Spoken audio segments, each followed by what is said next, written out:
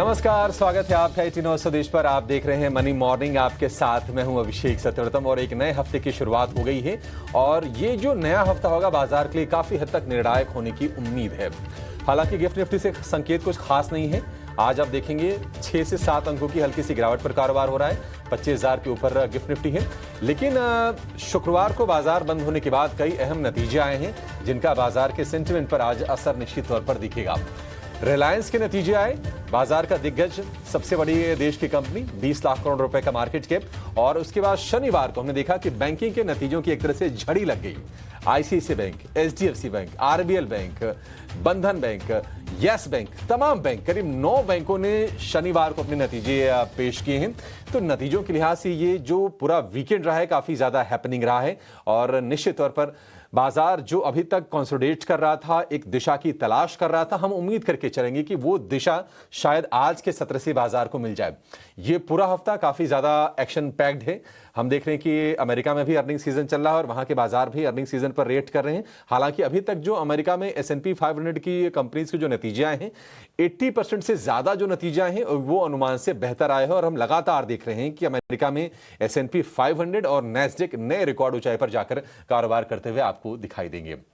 तो आज के सत्र में आपकी रणनीति क्या होनी चाहिए, अगले घंटे में हम ये जानेंगे। कौन से खबरों वाले शेयर हैं, नतीजे कहां पर अच्छे आए हैं, कहां पर बुरे आए हैं, उसकी एक समग्र तौर पर आपके लिए हम एनालिसिस लेकर आएंगे और ब्रोकरेज हाउसेस के रिपोर्ट्स होंगे, बड़े जो एक्सपर्ट्स हैं उनकी राय क्या है, ये सारी चीजें आपके लिए हम लेकर आएंगे।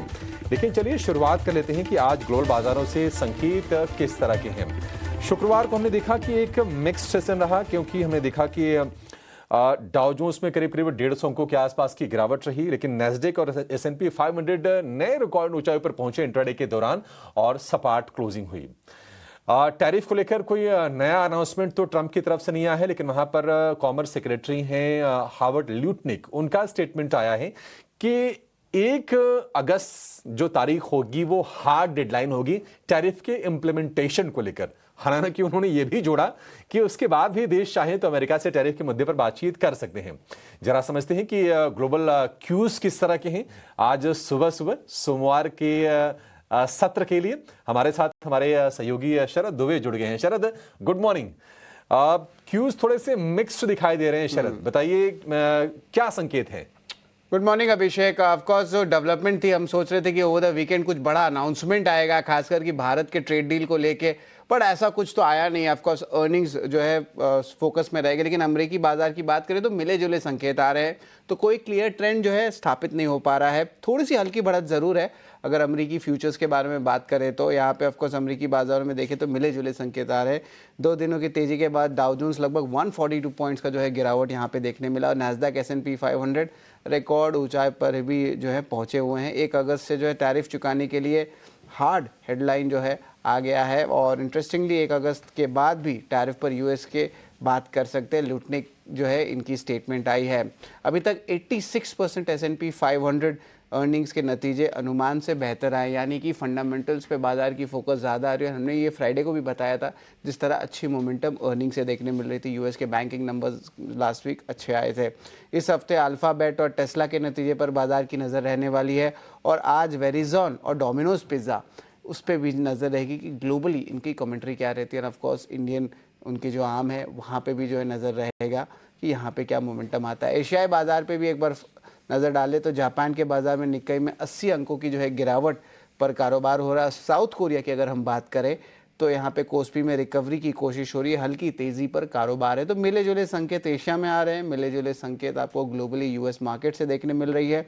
और बाजार के लिए अन्य संकेत में जो बात करें तो कॉमेक्स डॉलर सोने जो है सपोर्ट दे रहे। कॉमेक्स लगभग $3365 के करीब और कच्चे तेल में सीमित दायरे में कारोबार हो रही है। कुछ बड़ा एक्शन या जियोपॉलिटिकल टेंशन मिडल ईस्ट में रिपोर्ट नहीं हुआ है ओवर द वीकेंड, तो ऑलमोस्ट $69 to $70 के बीच एक छोटी रेंज में जो है ब्रेंट क्रूड जो है ट्रैवल कर रहे हैं। US 10 ईयर बॉन्ड डील भी ऑलमोस्ट फ्लैटिश है लास्ट टाइम से 4.4, पर डॉलर इंडेक्स इमर्जिंग मार्केट के एक बैरोमीटर होते हैं वो टुवर्ड्स द हायर साइड धीरे धीरे बढ़ रहे हैं। जुलाई के महीने में स्टार्टिंग में यह आंकड़ा 96 का था, अब देखिए धीरे धीरे करके 98.4 99 की तरफ बढ़ रहा है। तो उतनी चिंता की बात नहीं है, but of course emerging markets के लिए थोड़े नेगेटिव ज़रूर रहती है। तो लार्जली आपके जो कमोडिटीज़ हैं अभी भी रेंज बाउंड है। कुछ major announcement over the weekend हमें देखने नहीं मिला, लेकिन ऑफ कोर्स कुछ टिप्पणी जो है यूरोपियन यूनियन को लेके जो है ट्रंप ने की है, उसके कारण थोड़े से फ्यूचर मार्केट डर ज़रूर गए हैं। तो इस पर ऑफकोर्स एक डेवलपिंग स्टोरी रहने वाला है कि और टैरिफ के क्या अनाउंसमेंट्स आ सकते हैं 1 तारीख तक, अभिषेक। लेकिन सबसे इंपॉर्टेंट बात है कि भारत और यूएस का ट्रेड डील कब आएगा, क्या डिटेल्स आने वाले, क्या नेगोशिएशन चल रही है, तो उस पर बाजार की नज़र ज़्यादा रहेगी। सिर्फ बयान आ रहे हैं शरद, मतलब ट्रंप तो बार बार ये कह रहे हैं कि भारत के साथ हम डील करने के काफी करीब हैं।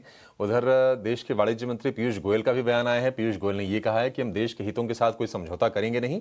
तो कुछ न कुछ चीजों पर ना बातचीत जरूर फंसी हुई है। अदरवाइज क्या है ना कि देखिए, हम 9 तारीख से पहले से वेट कर रहे हैं। 9 तारीख तो कहा जा रहा था कि आखिरी सीमा होगी ट्रेड डील कर लेने की। हम तो 7 जुलाई से ही वेट एंड वॉच वाले मूड में हैं कि अब शायद कुछ निकल के आए, अब कुछ निकल के आए। लेकिन आज हम देख रहे हैं कि 21 तारीख हो गया और अभी तक ट्रेड डील के मसले पर कुछ आया नहीं है। देखते हैं क्या कुछ आता है, लेकिन बाजार थोड़े कॉशियस, हल्के से कॉशियस रहेंगे।